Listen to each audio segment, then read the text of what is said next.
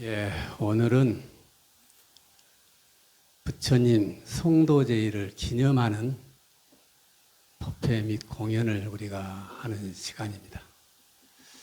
원래 부처님 성도일은 음력으로 12월 8일이어서 1월 7일이었습니다.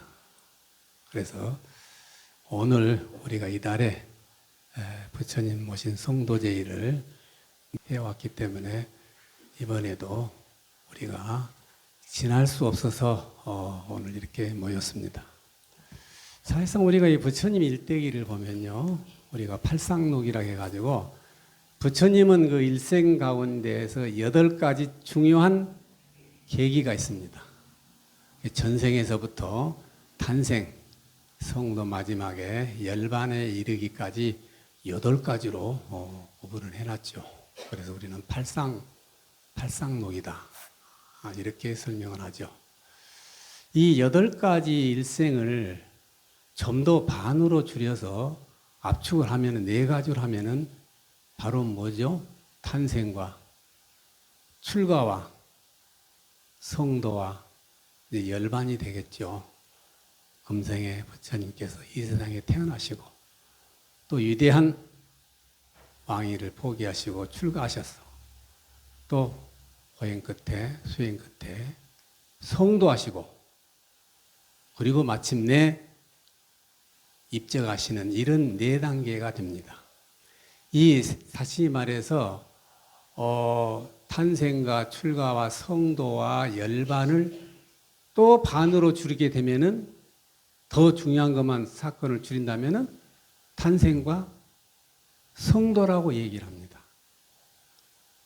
부처님께서 탄생하셔서 성도, 도통하셔서 부처님이 되신 날이 그렇게 위대한 거죠. 그래서 오늘은 우리가 이제 부처님이 되신 날, 도통하신 날, 성도하는 날을 우리가 기념하는 날이죠. 실제로 이제 우리 불가에서는 부처님의 일생 가운데서 제일 중요한 날을 탄생으로 보죠. 그래서 탄생, 부처님 탄생을 우리는 부처님 오신 날에 해서 가장 성대한 행사를 하죠. 그러나 이제 이 남방불교는 부처님의 탄생이라든지 출가라든지 성도라든지 열반, 다시 말해서 죽음, 이 4가지를 전부 한날에 합니다. 남방불교는. 그래서 부처님 오신 날에 바로 탄생이고 성도고 출가하고 완전한 이제 입적, 완전한 열반이라고 4가지를 다 동시에 해요. 그러나 이제 불교 교학이 발전하면서 대승불교 운동이 일어나면서 야, 이거 부처님께서 탄생하시고 또 왕위를 떠나시고 출가하고 성도하고 이렇게 입적하신 날이 어떻게 한 날이냐? 이게 좀 더 구별하자. 그때는 모든 사람들이 4가지를 다 구별할 수 없고 기억도 없고 달력도 없으니까 한 날 했는데 야, 우리가 좀 더 세분화해가지고 행사를 거창하게 해서 더 의미 있게 행사를 추진하자는 운동이 바로 이 대승불교 운동이죠. 그래서 대승불교에서는 부처님의 탄생, 출가, 성도 이제 81세로 완전한 열반에 들었다고 그러죠. 몸을 입적을 하시는 날. 이 4가지를 전부 따로따로 구분해서 이제 행사를 하게 됐어요. 실제로 우리가 여러분이 잘 아시는 부처님 탄생기가 뭐죠? 부처님 태어나실 때 제일 먼저 했던 게 뭐예요? 우리가 잘 아는 대승불교는 천상천하 유화독존이잖아요.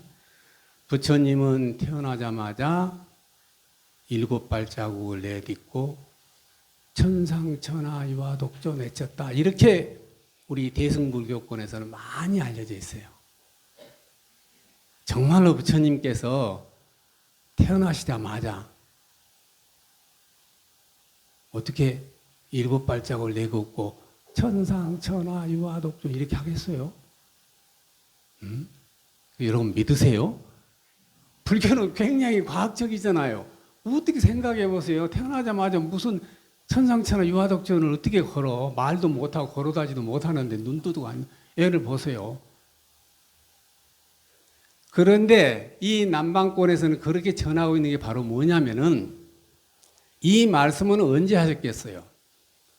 바로 성도절이라 한 거예요. 성도절이래.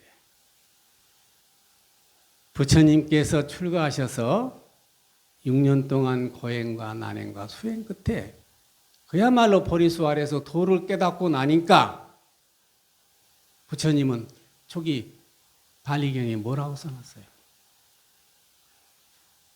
보리수 아래서 부처님은 그냥 법률에 취해서 기쁨에 있었다고 그러잖아요. 도를 통하니까 너무 기뻤어. 그냥 가만히 선정에 들었어. 선정에 들다가 깨치고 나서 뭐라고 얘기했습니까? 나는,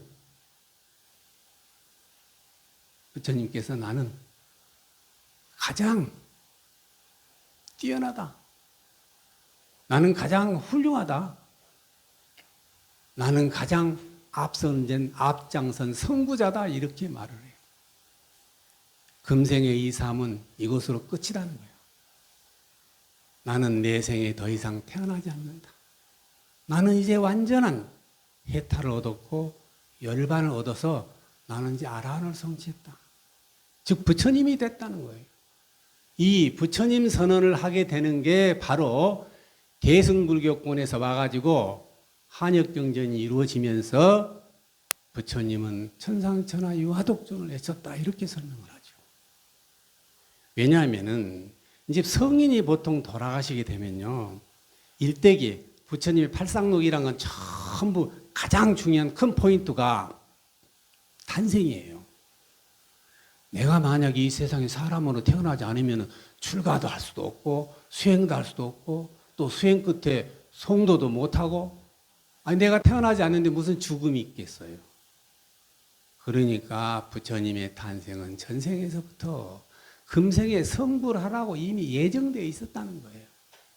이렇게 칭송을 한 불전 전기 기자들은 그렇게 미화해가지고 부처님은 태어나자마자 천상천하 유화독존을 내쳤다고 얘기해요.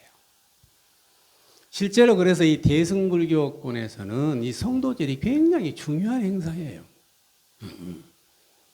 그런데도 우리가 이제 부처님 오신 날에 묻혀가지고 성도제일은 그냥 각자 절에서 뭐 철야 좀 기도 좀 하고 108배나 또 1080배 또 신심이 많은 분은 3000배 좀 하고 또 경전 좀 있고 또 독성하고 이 정도로 이제 우리가 마치게 되는 거죠. 그러나 부처님께서 이 탄생한 대각의 순간을 설명한 경전들을 보면은 부처님께서 그야말로 성도를 하고 나니까 어땠습니까? 팔상록에서는 부처님 성도를 무슨 표현을 쓰고 있죠? 수화항마상이라고 그래요. 대승경전에서는 문학적인 표현으로 부처님께서는 전생에 도솔천에서 태어나서 눈비니 동산에 태어나서 그리고 사문유관상 동서남북을 보고 사람들이 늙고 병들고 죽는 모습을 보고 수행자의 모습을 보고 이제 출가를 하게 되잖아요. 또 출가를 하게 되면 이제 수행을 하죠. 6년 동안. 수행 끝에 뭐를 했냐면은 수화항마상이 어려운 말을 써요.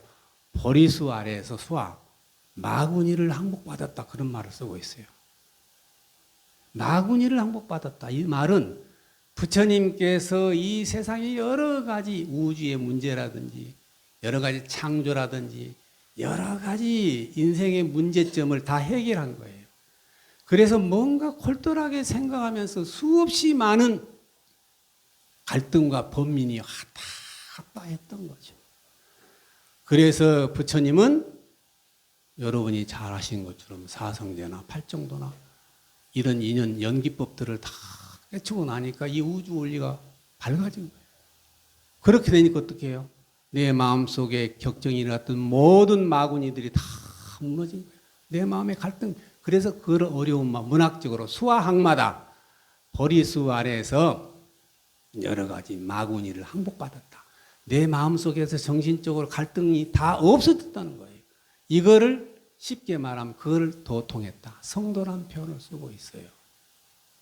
그래서 이 성도가 그렇게 중요해요. 그래서 부처님께서 성도 이후에 관흥빙가가 날고 삼천 대목들이 봄비가 나르고 그렇게 많은 대지들이 축하했다고 그렇게 찬탄을 하고 있죠. 그래서 사실상 우리가 이제 이 성도제일은 부처님이 도를 깨달았으니까 그전에는 얼마나 많은 사람들이 신에 의존하는 존재였잖아. 인도에서도. 인도가 엄청나게 신이 많아요.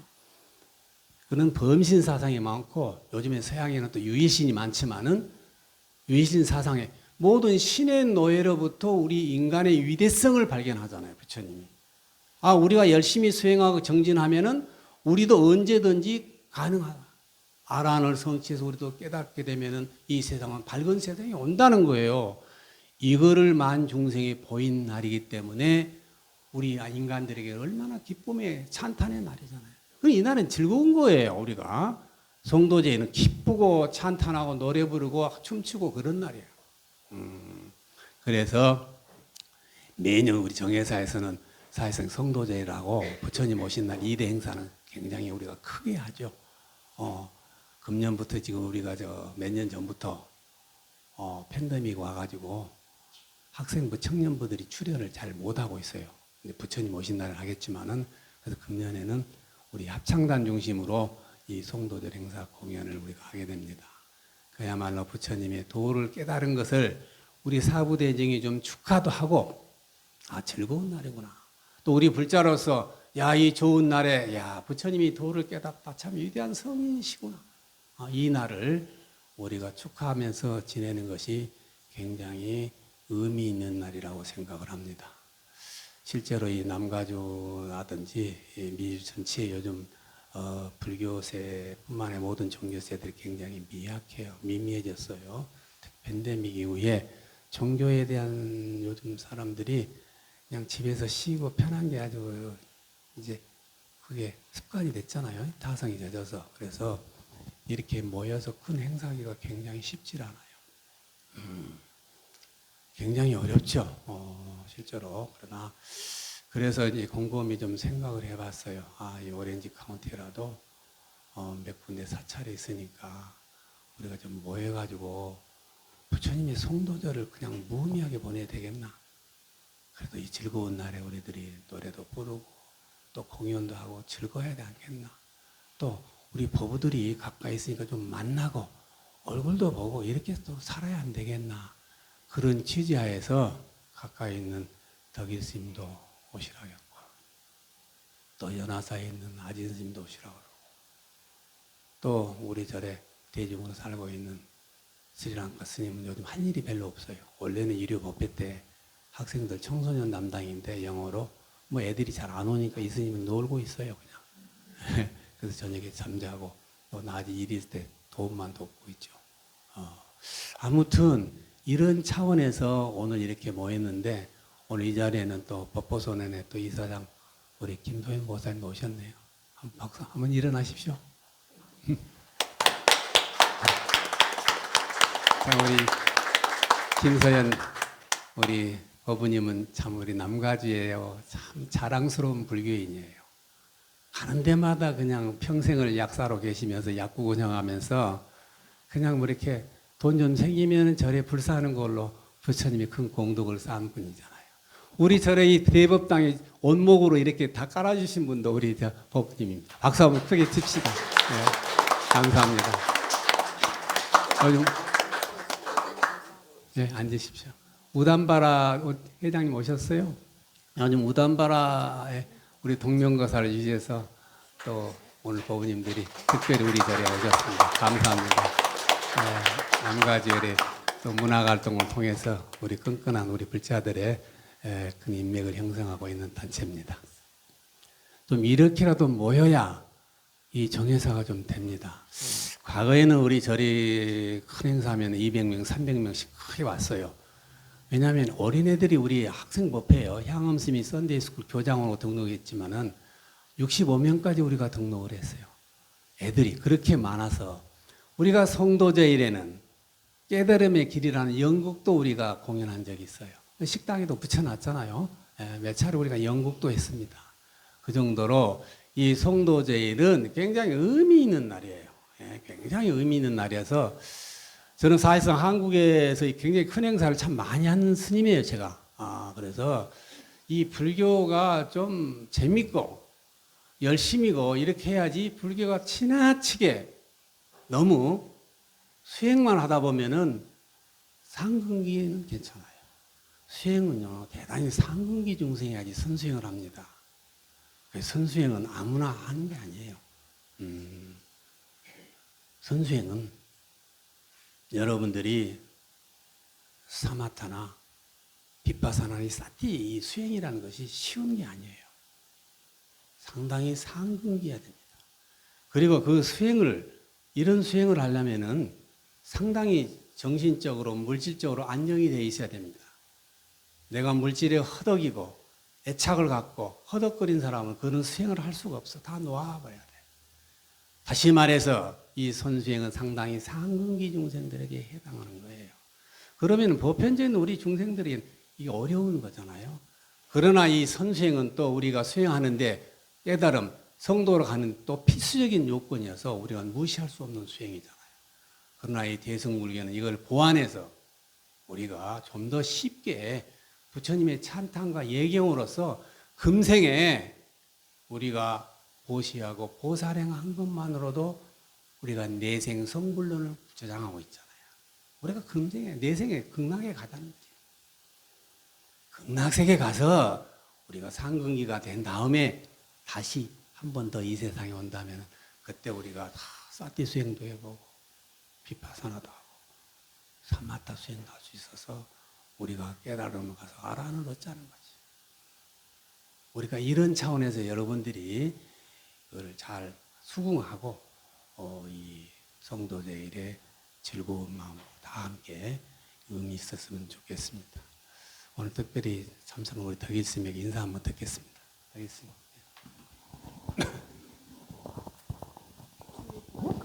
여기 있어요. 바로 쓰면 될 것 같습니다. 들리십니까? 예. 박수 한번 칩시다. 우리 덕일스님. 여러분 반갑습니다. 법보선언의 덕일이라고 합니다. 오늘 이렇게 성도 제의를 맞아서 우리 오렌지 카운티에 있는 스님들이 다 모여가지고 그리고 또 여기 불자님들도 다 함께 모여서 이렇게 법회를 가지게 되어서 대단히 반갑습니다. 제가 우리가 성도 제일이라고 할 때 이 성도 제일을 제가 제일 먼저 겪은 것은 1996년도 제가 머리 깎고 97년도 해인사에 살면서 처음 성도 제일을 나게 됐습니다. 그 성도 제일을 날 때 동안거 중간쯤 돼가지고 그때 당시에 해인사에 모여있던 대중들이 선방에 한 40분 정도 정진을 하고 계셨고 그리고 또 한 100여 분 저 강원에 계셨어요. 그리고 또 사중에 있는 큰 스님이나 그리고 사중에서 소인 보시는 스님들이 많이 계셔가지고 다 합치면 한 거의 200대중 가까이 그렇게 살고 있었어요.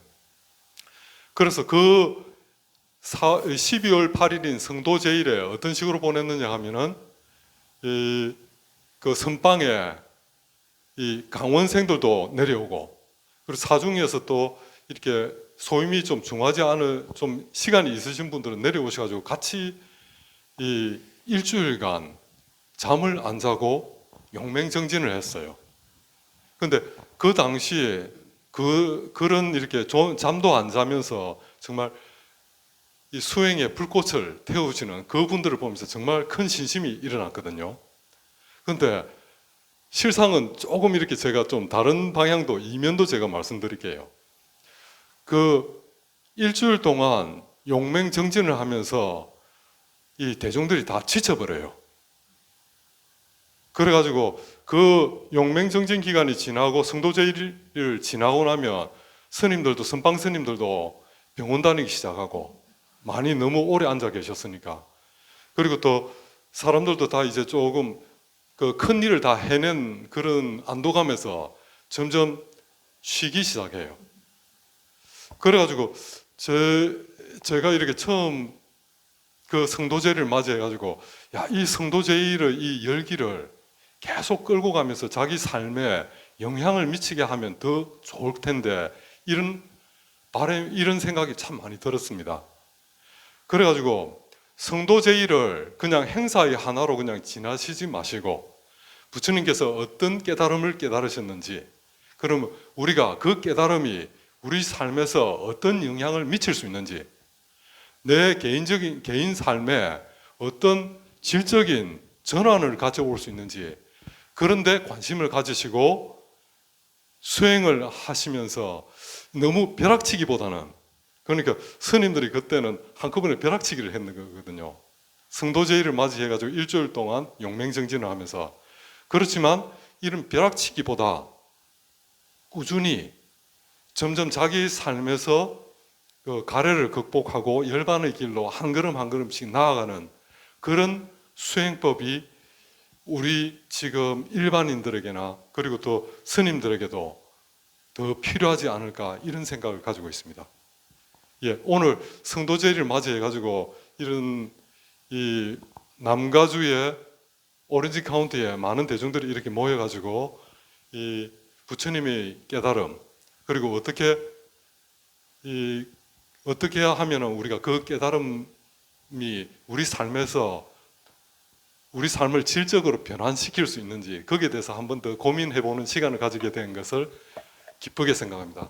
여러분 감사합니다. 또 우리 아진 스님 한 말씀하세요. 맞습니까? 인사만 하세요. 반갑습니다. 저는 연화사에서 살고 있는 아진 스님입니다. 반갑습니다.